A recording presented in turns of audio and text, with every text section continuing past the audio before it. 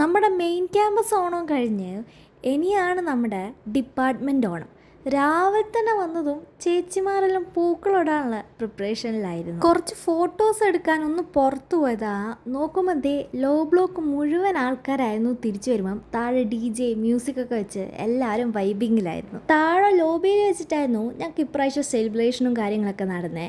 മാവേലി വന്നത് മാത്രമേ എനിക്ക് ഓർമ്മയുള്ളൂ, എവിടെ പോയെന്ന് ഒരു പിടുത്തവും ഇല്ല. പിന്നെ ദേ ഡാൻസ് പെർഫോമൻസ് ആയിരുന്നു. ഇപ്രാവശ്യം ഓണം സെലിബ്രേഷനിൽ ഞങ്ങൾ ചെറിയൊരു ഡാൻസും കൂടി ഉണ്ടായിരുന്നു. അങ്ങനെ ഞങ്ങൾ ഡാൻസെല്ലാം നല്ലോണം കളിച്ച് നേരെ ഞങ്ങൾ ചേച്ചിമാരുള്ള ക്ലാസ്സിൽ പോയി.